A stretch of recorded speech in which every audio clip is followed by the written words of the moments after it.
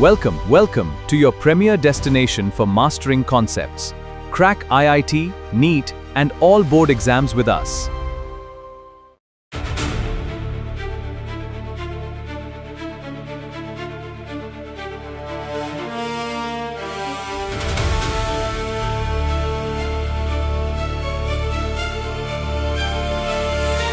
The macroscopic magnetic behavior we observe in everyday materials is the result of precise microscopic physics. To actually measure and categorize this behavior, we have to track two distinct variables. We isolate the external force applied to a material from its internal physical response. The first variable is magnetic intensity, represented by H. This maps the absolute capability of the external coils to magnetize the medium. The second variable is the intensity of magnetization, or M. This is the internal reaction, the net magnetic dipole moment developed per unit volume inside the substance. This numerical separation between the driving field and the internal reaction provides the data required to distinguish one class of magnetic matter from another. This equation isolates magnetic susceptibility, represented by chi-M. It's the definitive ratio of internal response to the external magnetizing field. Because both are measured in amperes per meter, the units cancel out. Susceptibility is a pure, dimensionless number. This raw multiplier dictates a substance's relative magnetic permeability, the total magnetic flux density inside the material compared to an empty vacuum. Comparing this ratio across the periodic table reveals three distinct behavioral categories, each defined by a specific physical reaction: diamagnetic, paramagnetic, and ferromagnetic. Each state is driven by entirely different structural and quantum mechanisms at the atomic level. The first classification is diamagnetism, mathematically defined by a small negative susceptibility. To see why it's negative, we look at the atomic scale, specifically at atoms possessing paired electrons in constant orbital motion. Applying an external magnetic field shifts the electron's orbital motion.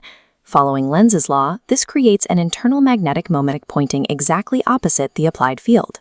Macroscopically, materials like bismuth or copper actively repel magnetic field lines, forcing them to bend entirely around the object.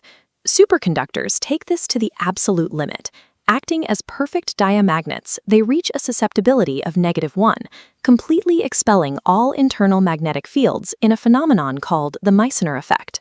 Diamagnetism represents an active, fundamental resistance to magnetic fields, present in all matter, even when masked by stronger forces. The second category is paramagnetism, characterized by a small, positive susceptibility. Unpaired electrons generate permanent magnetic dipoles. Without an external field, thermal energy violently randomizes these dipoles, resulting in zero net magnetization.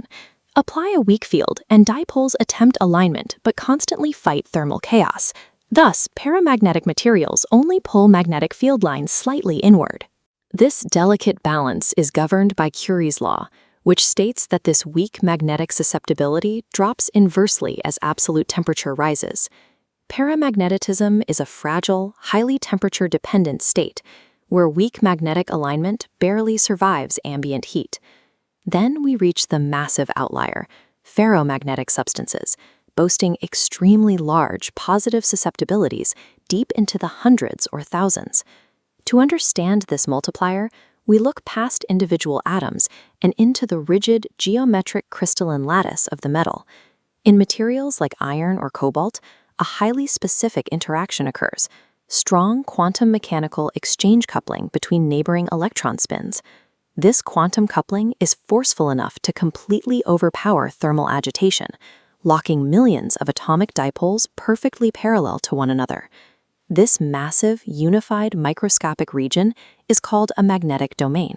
Unlike the weak, chaotic strobel of paramagnetism, this brute force quantum linkage builds unified clusters that react aggressively to external fields.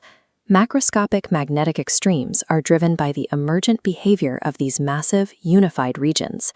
In an unmagnetized bulk ferromagnet, every individual domain is already saturated, but because their orientations are scattered across the crystal, the vector sum cancels out to zero. The process of magnetization begins when we apply a weak external field. Domains that are already favorably oriented with the field physically expand. Their boundaries shift outward, consuming non-aligned neighboring domains via domain wall displacement. When we apply a fiercely strong external field, domains that cannot expand any further rigidly rotate their entire magnetization vector in mass. When all domains align completely with the external field, the substance reaches magnetic saturation.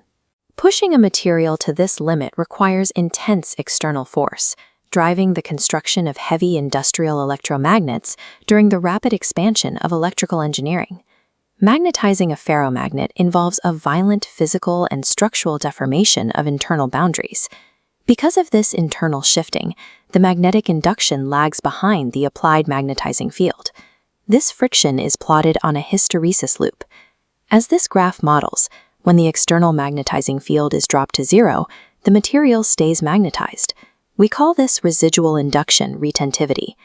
Retentivity exists because expanded domain walls encounter structural friction against the crystal lattice, preventing them from easily snapping back to random orientations. To forcefully crush the domains back to zero net magnetization, a substantial reverse magnetic field must be applied, a metric known as coercivity. Forcing the domains back and forth through this internal friction demands work, which dissipates into the material as heat energy. If external heat is applied, thermal energy violently vibrates the atomic structure until the quantum exchange links abruptly shatter. This critical threshold is the Curie temperature. Here, thermal chaos permanently overpowers the quantum domain structure, converting the ferromagnet into a paramagnet.